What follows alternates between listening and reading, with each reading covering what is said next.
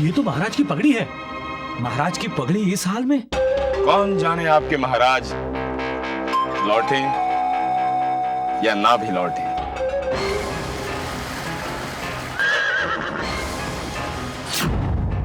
अरे ये तो उज्जैन के महाराज विक्रमादित्य जैसे लग रहे हैं।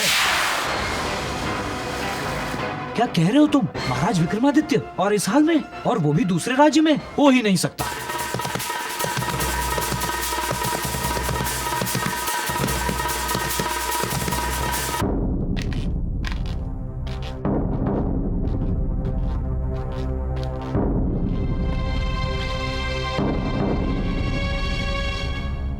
मुझे और कितनी प्रतीक्षा करनी पड़ेगी सेनापति जी? आपके महाराज तो हमारा घोड़ा ले जा चुके हैं, अब तो हमारा धन दे दीजिए। मैं तुमसे पहले भी कह चुका हूँ कि धन महाराज के आने के बाद ही मिलेगा। तुम महाराज के आने तक का इंतजार नहीं कर सकते? ये क्यों नहीं कहते कि आप मेरा धन देना ही नहीं चाहते? बड़ा नाम सुना था आपके महाराज का, दिग्विजय सम्राट चंद्रगुप्त विक्रमादित्य।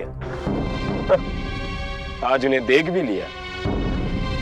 एक घोड़े की कीमत के बराबर भी धन नहीं है उज्जैनी में। बोलो बस व्यापारी बस। इसके आगे अगर एक शब्द भी कहा तो तुम जानते नहीं हो कि तुम अभी कहां खड़े हो।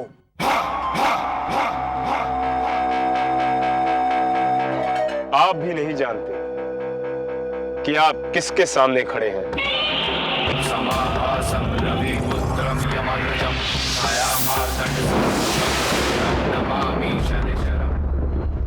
अगर आप ऐसे ही आने वाले हो तो मेरा धन क्यों नहीं दे देते?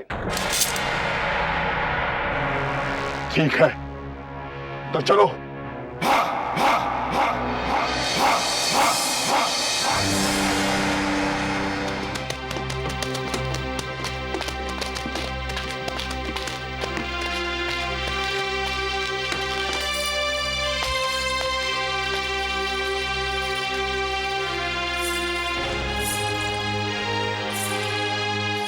प्रणाम महारानी। क्या हुआ? महाराज लौटे नहीं, हमने सैनिक भेजे हैं उनकी खोज में। वो किस दिशा में गए थे? दक्षिण दिशा में। दक्षिण दिशा में गए?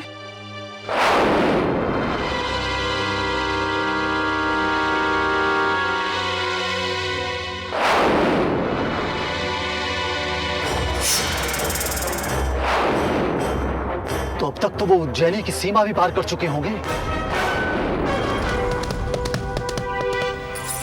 और वो घोड़ों का व्यापारी कहाँ है? वो तो घोड़ों का मूल्य लेने के लिए सेनापति के साथ कोषागार गए हैं। कोषागार गया है?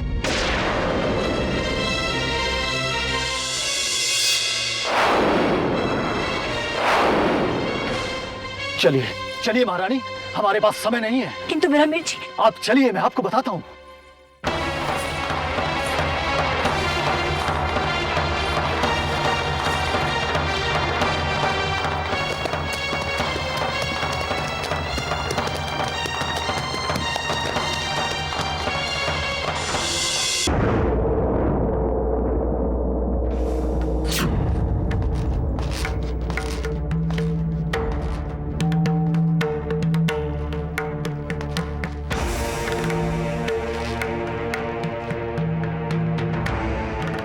तुम यहीं ठहरो, मैं धन लेके आता हूं।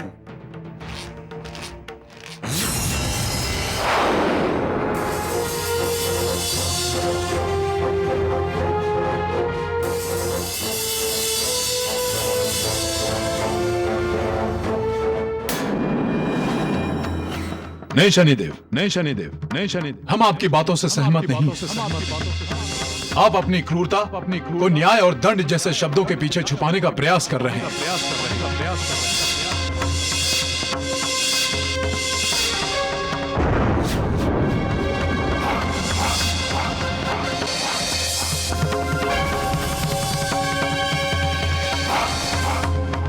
महाराज विक्रमादित्य, अब ये दरबार तुम्हारे बिना सूना सा लग रहा है ना? इसी सिंहासन पर बैठकर तुम सारी दुनिया का निर्णय करते थे। अब ये शनि तुम्हारे सारे कर्मों का निर्णय करेगा।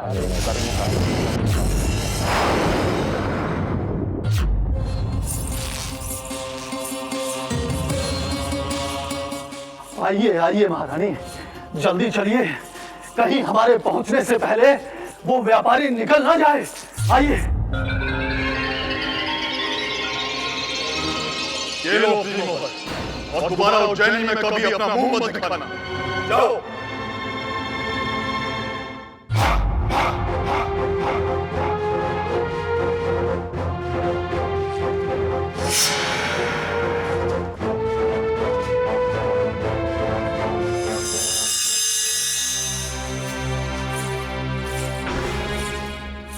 सेनापति, सेनापति,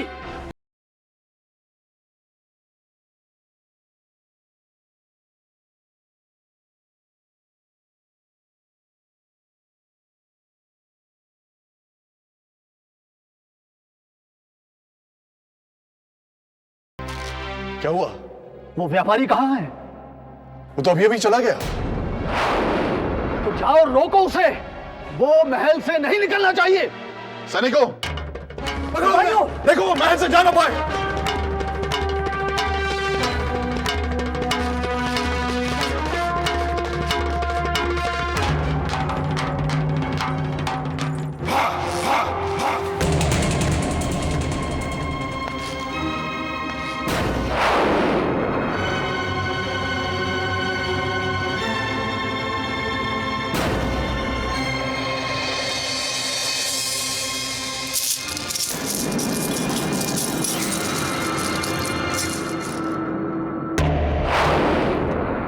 ये स्वर्ण मुद्राएं लोहे की कैसे हो गई?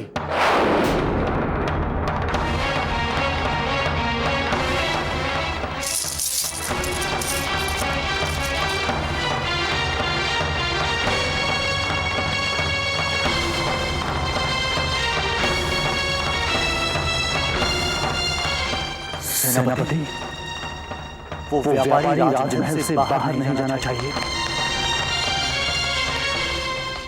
व्यापारी भाग गया।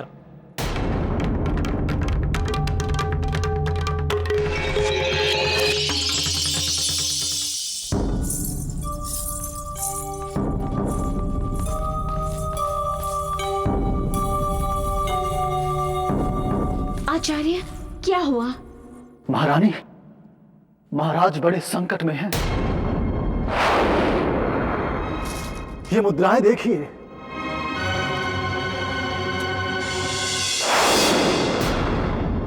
लगता है शनिदेव उज्जैनी से रुष्ट हो गए हैं, रुष्ट हो गए हैं, रुष्ट हो गए हैं, रुष्ट हो गए हैं।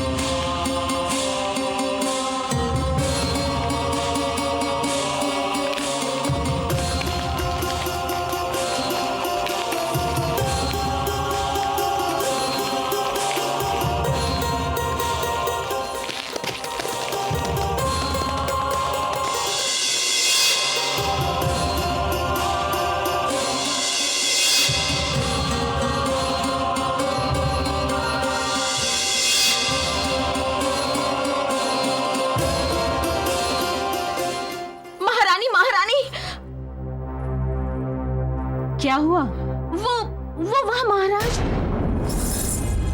महाराज,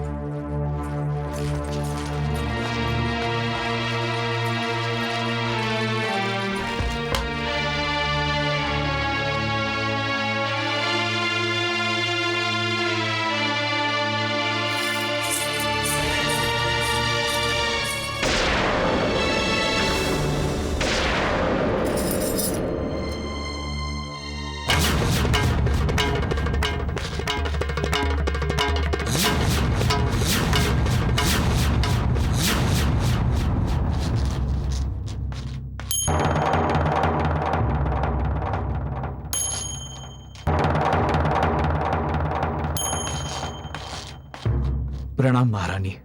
महारानी, महाराज का पता तो नहीं चल पाया, लेकिन जंगल में महाराज का मुकुट, तलवार और ये वस्त्र मिले हैं।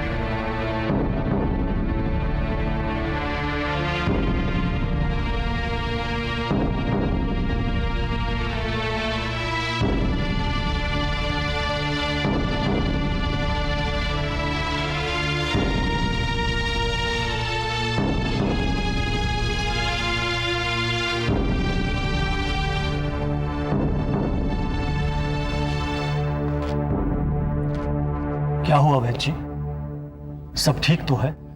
बहुत गहरा सदमा लगा है महारानी के मन को। वैद्य जी, आपको क्या लगता है ये कब तक होश में आ जाएंगी? कुछ कहा नहीं जा सकता। आने को अभी आ जाए, न आने को बरसों न आए।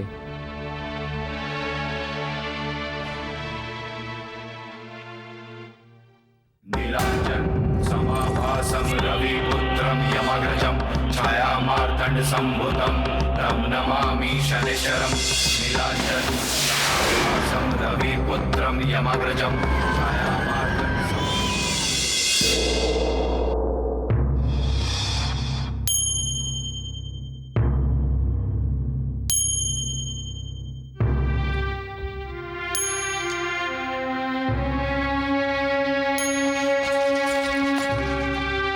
आप सभी लोग शनि के अपमान को साधारण घटना समझ रहे थे, अब देख लिया परिणाम।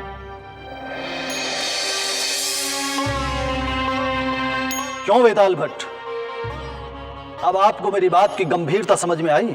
तो इसका मतलब है कि ये सब शनिदेव ने किया है वरामीर? ये तो मुझे नहीं पता, पर महाराज पर शनिदेव की साढ़े साती अवश्य चढ़ चुकी है। अरे महाराज कहाँ है? अरे महाराज कहाँ है? अरे महाराज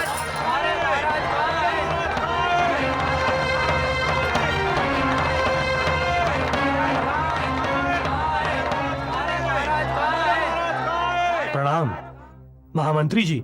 उज्जैनी की सारी प्रजा राजमहल के सामने खड़े अपने महाराज के बारे में पूछ रही है। हमें समझ में नहीं आ रहा कि हम उन्हें क्या उत्तर दें।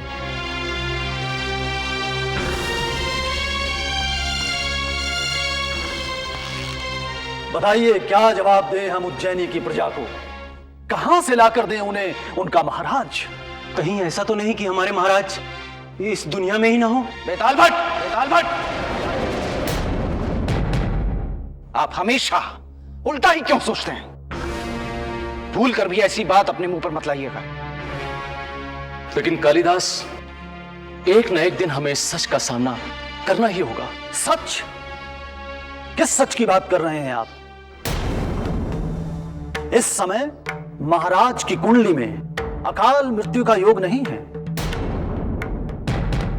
यदि यमराज भी चाहे तो भी महाराज की मृत्यु नहीं हो सकती।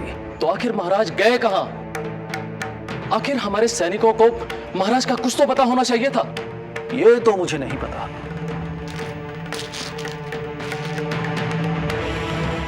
इस समय उनकी कुंडली में शनिदेव रोहिणी नक्षत्र में है और कृतिका नक्षत्र में प्रवेश करते ही महाराज का जीवन बहुत भारी संकटों से घिर जाएगा।